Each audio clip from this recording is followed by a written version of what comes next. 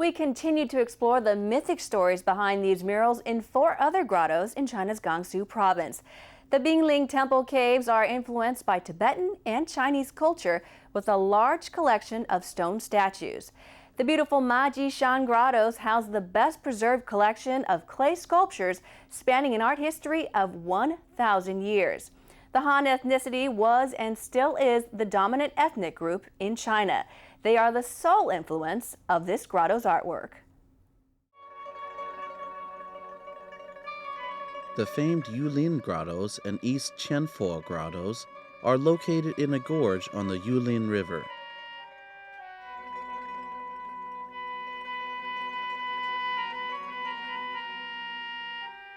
"41 caves make up the Yulin Grottos.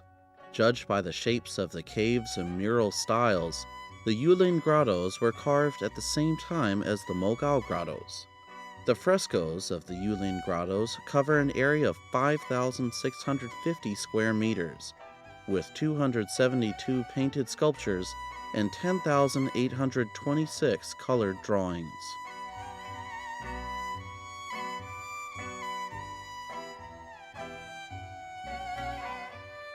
The content and style of the frescoes in the Yulin Grottos are closely related to those of the Mogao Grottos and are an important part of Dunhuang art.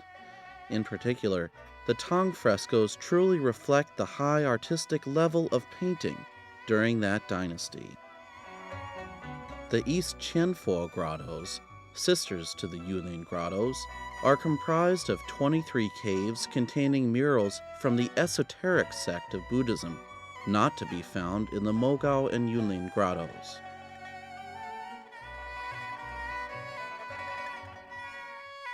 On the southern and northern walls of the rear passageway are some frescoes in a neat formation. One portrays Guanyin, the goddess of mercy, with streams and the moon, and the other depicts how the monk Xuanzang cleared the Yumen Pass at night on his way to India to collect Buddhist scriptures. The wondrous immortal paradises created by painters look both realistic and imaginative. The fresco entitled Xuanzang Going to India for Buddhist Scriptures is a rare visual clue on the evolution of Buddhist ideology and cultural exchange between China and India.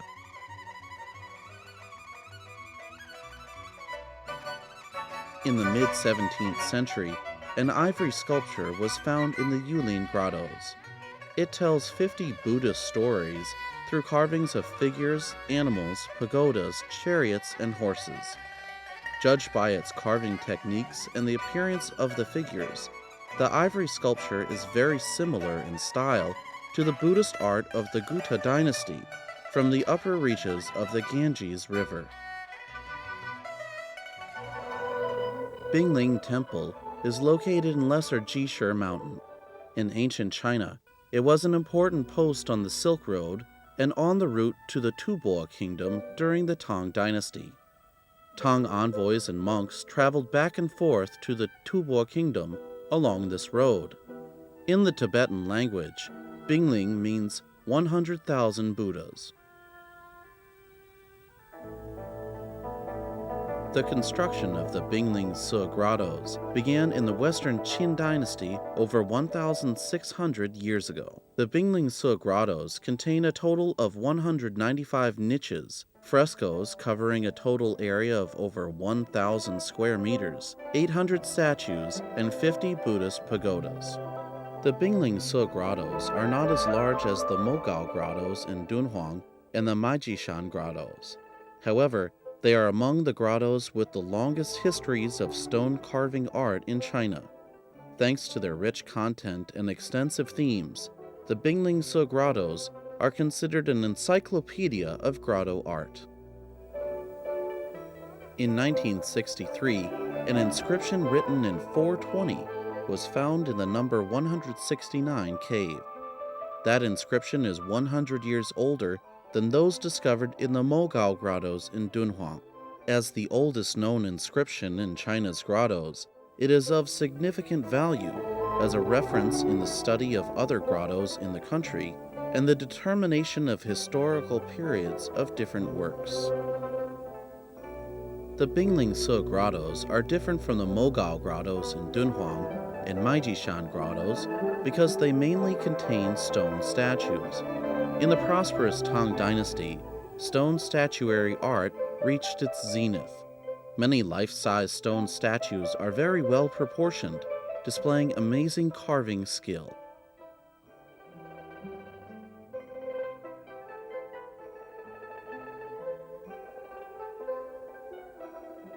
These stone statues are simple, vivid, and true to life, fully reflecting the prosperity of the Tang Dynasty.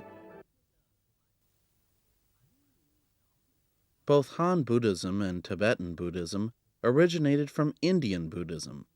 Due to the strong influence of the customs of their own ethnic groups, it is rare that Han and Tibetan Buddhist statues appear in the same niche. However, in the Binglin Temple, it is quite common for both Han and Tibetan Buddhist statues to be housed in one niche.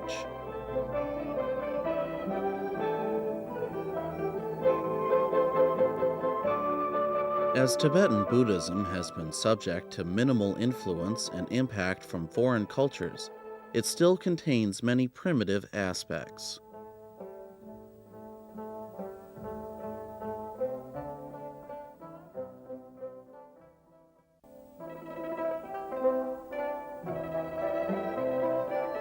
Of all the famous grottos in China, the Majishan Grottos boast the most beautiful scenery.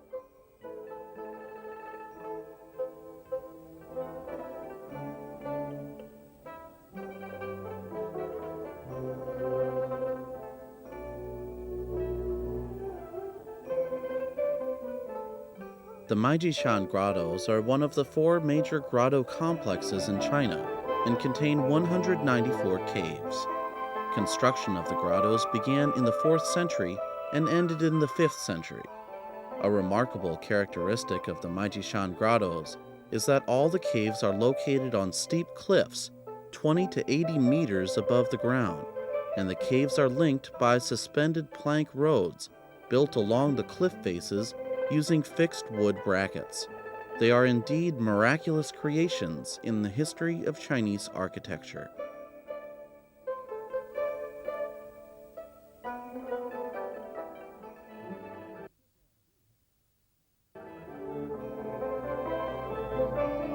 The Majishan Grottos contain the best preserved collection of clay sculptures and clay figures with stone rough casts. If Dunhuang is a large fresco gallery, Majishan is a huge sculpture hall. The largest sculpture is over 15 meters high, and the smallest just 20 centimeters tall. These works embody the characteristics of sculpture during different dynasties over roughly the past 1,000 years, and systematically reflect the development and evolution of Chinese clay sculpture art. The clay sculptures in the Majishan Grottos have strong worldly and national characteristics.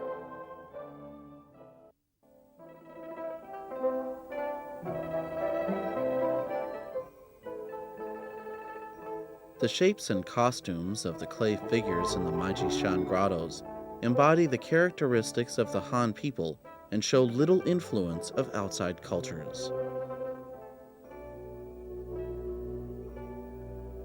Another characteristic of the clay sculptures of the Majishan Grottos is the aesthetic effects of their combination of dynamism and stillness.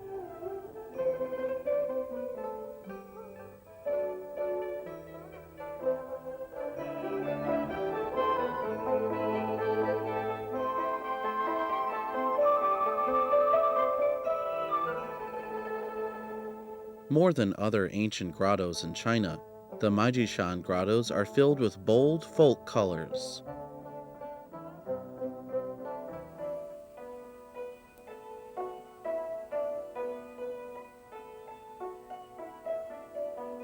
The south and north grottos were first built in 509 and 510, and in subsequent dynasties, more grottos were carved.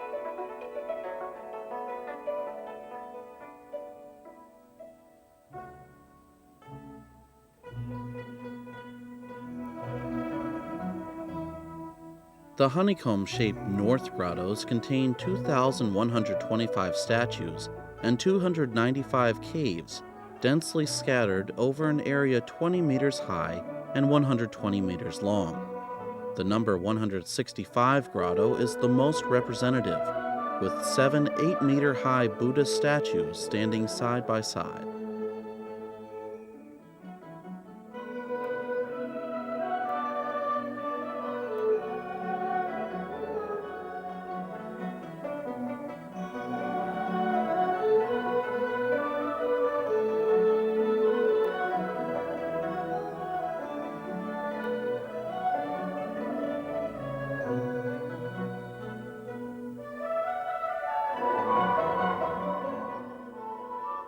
The 7 Buddhist statues are tall, strong, and powerful.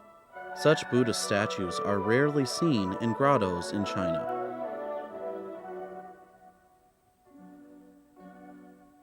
The Buddhist statues in the South Grottos are shorter, each around 6 meters high. Vivid and true to life, they are precious works of art.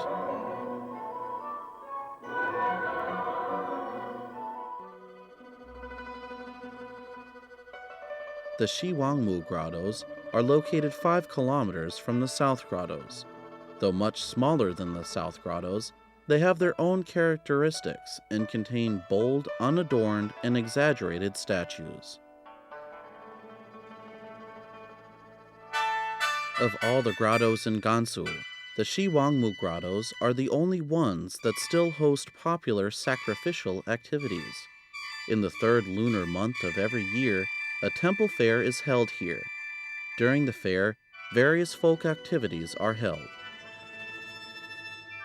The grotto art in Western China represents the crystallization of the diligence and wisdom of the artists and people who lived, labored, and multiplied on this land, and stands as a historical witness to the constant process of melding and developing of the economies and cultures of China and the West. These precious temples of art are the common heritage of all mankind.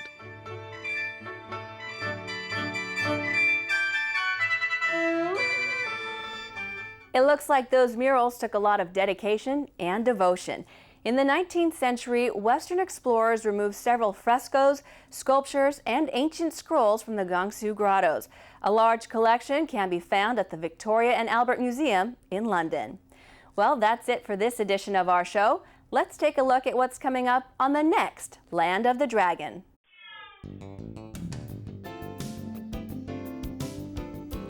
On the next episode, meet Amdo Sangba, a master of Tibetan art and Thangka paintings. Discover a world of Tibetan culture and see how Sangba innovated Tibetan art by integrating modern realistic techniques to the traditional art form. All that and more coming your way on the next Land of the Dragon.